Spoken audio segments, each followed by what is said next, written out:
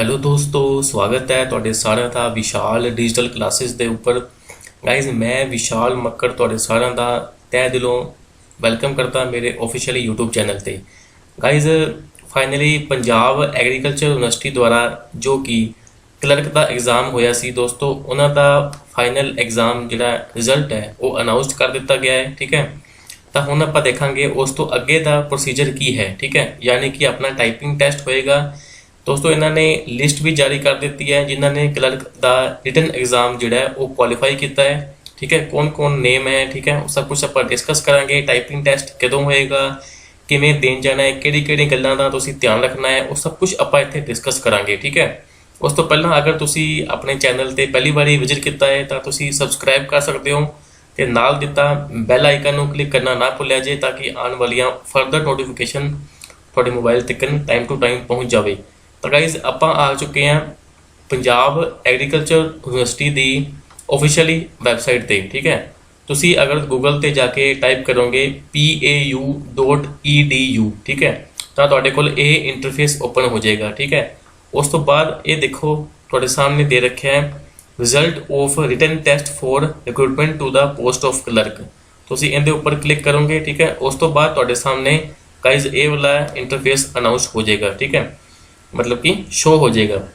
देखो ਤੁਹਾਡੇ ਸਾਹਮਣੇ ਲਿਖਿਆ ਹੋਇਆ ਹੈ result of written test to recruitment to the post of clerk. ਠੀਕ ਹੈ, ਆਪਾਂ ਮੇਨ ਗੱਲਾਂ ਦੇਖ ਲੈਂਦੇ ਆ ਜੋ ਤੁਸੀਂ ਧਿਆਨ ਦੇ ਵਿੱਚ ਰੱਖਣੀਆਂ ਨੇ।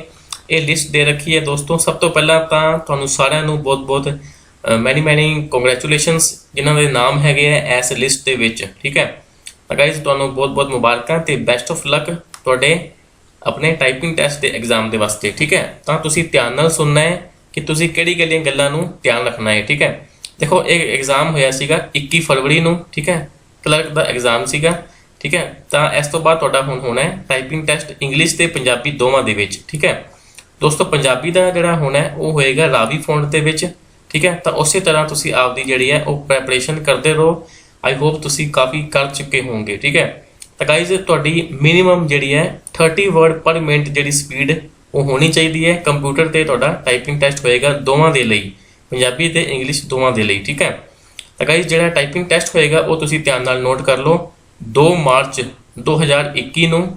ਠੀਕ ਹੈ, ਸਵੇਰ 10 ਵਜੇ ਹੋਏਗਾ। ਕਿੱਥੇ ਹੋਏਗਾ ਉਹ ਤੁਸੀਂ ਨੋਟ ਕਰ ਲਓ, university data centre IBM lab college of agriculture engineering and technology PAU Ludhiana. ਠੀਕ ਹੈ, ਤਾਂ ਗਾਈਜ਼ ਇਹ ਤੁਹਾਡਾ ਹੈਗਾ ਸਾਰਾ ਕੰਪਲੀਟ ਐਡਰੈਸ। ਠੀਕ ਹੈ, ਤਾਂ ਤੁਸੀਂ ਆਪਦਾ ਨਾਮ ਚੈੱਕ ਕਰੋ। ਠੀਕ ਹੈ, ਇਹ ਤੁਹਾਡਾ ਨਾਮ ਦੇ ਰੱਖਿਆ ਹੈ, ਤੁਹਾਡਾ ਰੋਲ ਨੰਬਰ ਦੇ ਰੱਖਿਆ ਹੈ ਤੇ ਤੁਹਾਡਾ ਫਾਦਰ ਨੇਮ ਦੇ ਰੱਖਿਆ ਹੈ। ਠੀਕ ਹੈ, ਤਾਂ ਅੱਗੇ ਆਪਾਂ ਦੋਸਤੋ ਕੁਝ ਇੰਪੋਰਟੈਂਟ ਇੰਸਟਰਕਸ਼ਨ ਹੈ ਜੋ ਤੁਸੀਂ ਧਿਆਨ 'ਚ ਰੱਖਣੀਆਂ ਨੇ। ਠੀਕ ਹੈ, ਉਹਦੇ ਵਿੱਚ ਬਿਲਕੁਲ ਵੀ ਤੁਹਾਡੀ ਕੋਈ ਮਿਸਟੇਕ ਨਹੀਂ ਹੋਣੀ ਚਾਹੀਦੀ। ਠੀਕ ਹੈ, ਤਾਂ ਗਾਈਜ਼ ਇਹਦੇ ਵਿੱਚ ਸਾਫ਼ ਦੇ ਰੱਖਿਆ ਹੈ ਕਿ ਤੁਸੀਂ ਜਿਹੜਾ ਜਦੋਂ ਤੁਹਾਡਾ ਟਾਈਪਿੰਗ ਟੈਸਟ ਹੋਏਗਾ ਤੁਸੀਂ ਇੱਕ ਆਪਦਾ ਓਰੀਜਨਲ ID ਪ੍ਰੂਫ ਲੈ ਕੇ ਜਾਣਾ ਹੈ।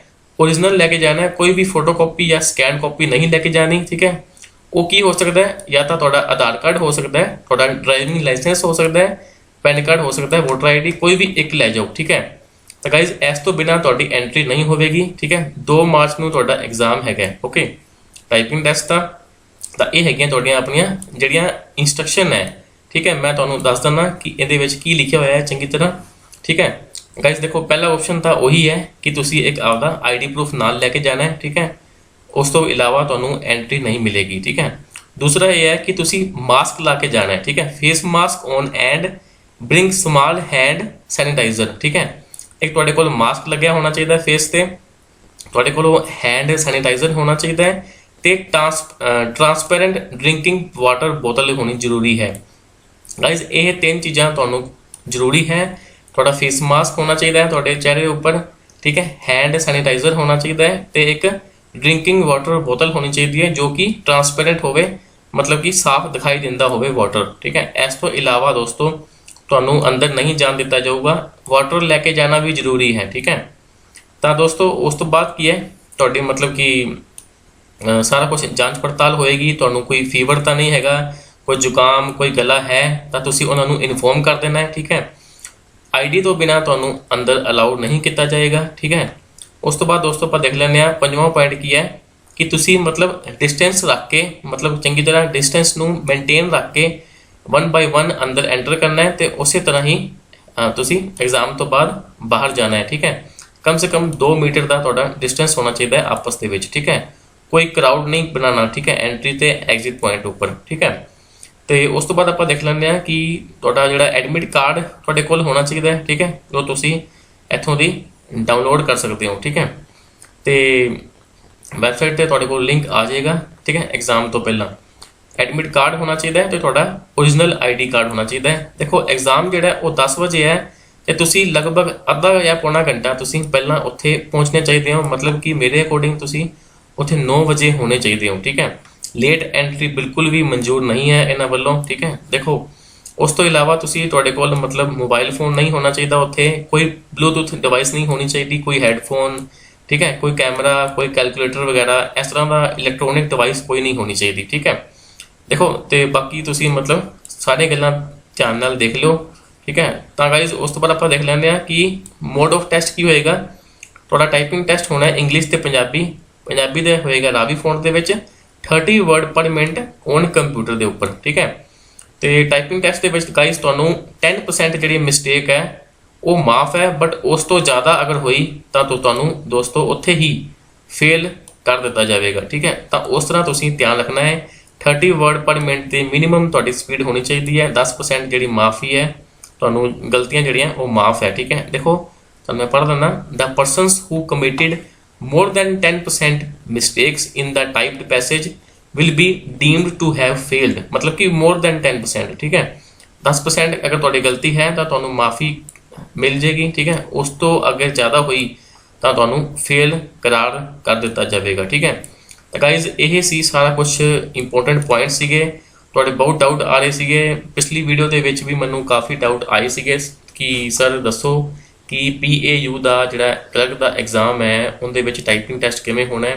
ਤੁਹਾਨੂੰ ਮੈਂ ਸਭ ਕੁਝ ਦੱਸਤਾ, A to Z ਮੈਂ ਤੁਹਾਨੂੰ ਸਾਰਾ ਕੁਝ ਕਲੀਅਰ ਕਰਤਾ, ਠੀਕ ਹੈ। ਫਿਰ ਵੀ ਕੋਈ ਡਾਊਟ ਹੈ ਤਾਂ ਕਮੈਂਟ ਕਰੋ ਇਸ ਵੀਡੀਓ ਦੇ ਨੀਚੇ, ਲਾਈਕ ਤੇ ਸ਼ੇਅਰ ਕਰੋ ਆਪਦੇ ਫਰੈਂਡਸ ਦੇ ਨਾਲ ਜ਼ਿਆਦਾ ਤੋਂ ਜ਼ਿਆਦਾ ਇਹਨੂੰ, ਠੀਕ ਹੈ।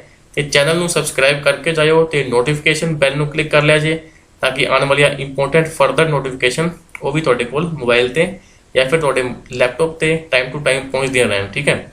ਤਾਂ ਮਿਲਾਂਗੇ ਆਪਾਂ ਨੈਕਸਟ ਵੀਡੀਓ ਵਿੱਚ ਗਾਇਜ਼। ਹੋਰ ਵੀ ਚੈਨਲ ਤੇ ਕਾਫੀ ਵੀਡੀਓਜ਼ ਅਵੇਲੇਬਲ ਹੈ ਜਿਹੜੀ ਫਰਵਰੀ ਦੇ ਵਿੱਚ ਜਿੰਨੀਆਂ ਵੀ ਜੌਬਸ ਆਊਟ ਹੋਈਆਂ ਨੇ ਜਾਂ ਫਿਰ ਇੰਪੋਰਟੈਂਟ ਅਪਡੇਟ ਹੋਏ ਹੈ ਉਹ ਤੁਹਾਨੂੰ ਚੈਨਲ ਤੇ ਮਿਲ ਜਾਣਗੇ, ਤੁਸੀਂ ਜਾ ਕੇ ਚੈੱਕ ਕਰ ਸਕਦੇ ਹੋ। ਕੁਝ ਜੌਬਸ ਹੈਗੀਆਂ ਨੇ ਜੋ ਹਾਲੇ ਲਾਸਟ ਡੇਟ ਬਾਕੀ ਹੈ, ਠੀਕ ਹੈ। ਉਹਨਾਂ ਨੂੰ ਜਾਓ ਤੇ ਅਪਲਾਈ ਕਰੋ ਤੇ ਦੋਸਤੋ ਵੀਡੀਓ ਨੂੰ ਸ਼ੇਅਰ ਕਰਨਾ ਹੈ ਜੀ, ਠੀਕ ਹੈ। ਲਾਈਕ ਐਂਡ ਸ਼ੇਅਰ ਕਰੋ। ਮਿਲਾਂਗੇ ਆਪਾਂ ਨੈਕਸਟ ਵੀਡੀਓ ਵਿੱਚ ਇੱਕ ਹੋਰ ਨਵੀਂ ਵੈਕੈਂਸੀ ਦੇ ਨਾਲ। ਉਦੋਂ ਤੱਕ take care, good bye, God bless you.